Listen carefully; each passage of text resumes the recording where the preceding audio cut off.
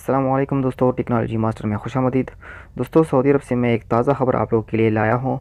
ये ख़बर आप लोग आखिर तक देखिए और सुनिए, और आप लोग ख़ुद भी पढ़ के देख सकते हो।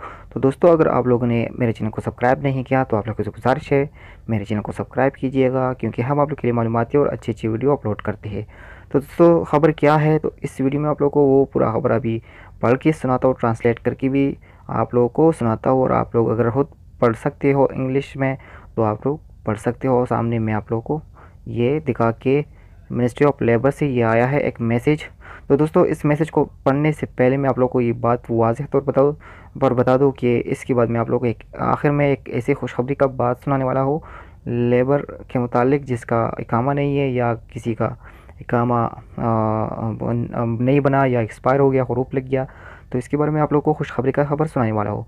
तो पहले ये खबर आप लोगों के लिए थोड़ी सी बुरी खबर है, आप लोग इसको सुनिए। Anyone not carrying his ikama will be fined for 300 for the first time.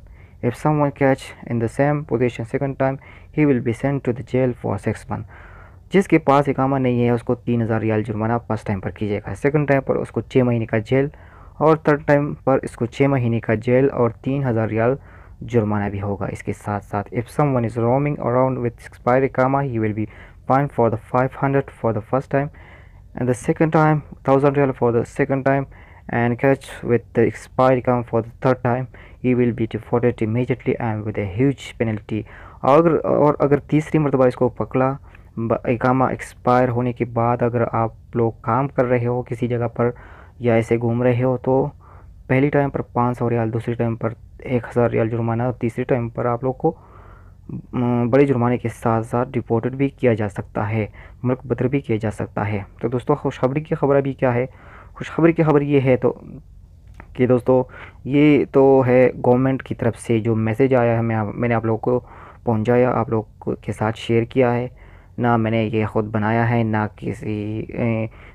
कोई झूठा खबर है, लेकिन ये एक सच्चा खबर है, क्योंकि इसके जो मिनिस्ट्री ऑफ लेबर का जो मेंबर है अब्दुल अब्दुल खालिक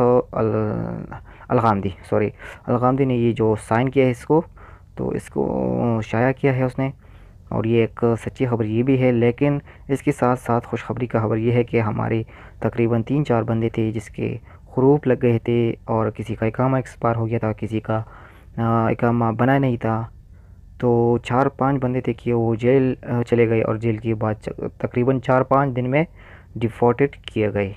4-5 दिन में बग़ैर जुर्माने के उसको डिपोर्ट किया गया। तो दोस्तों, अगर आप लोगों को इंतज़ार है कि कब कोई कानून निकलेगा और उसमें आउटपास बना के जाएंगे, तो इसकी ख़बर भी मेरे साथ है।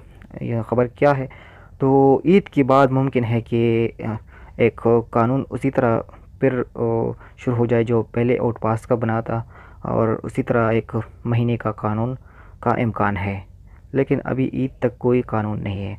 तो दोस्तों, अगर आप लोगों को इंतज़ार करना है लीगली तरीके से जाने का, तो आप लोगों ने ईद तक इंतज़ार करना है।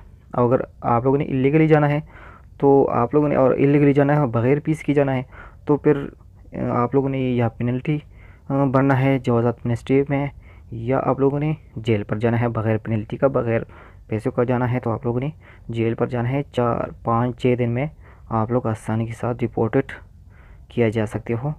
तो दोस्तों, ये जो खबर थी मैंने आप लोग के साथ शेयर की। अगर आप लोग को ये वीडियो अच्छी लगे तो इसको लाइक कीजिएगा, शेयर कीजिएगा, और मेरे चैनल को ज़रूर सब्सक्राइब कीजिएगा। शुक्रिया, अल्लाह हाफ़िज़।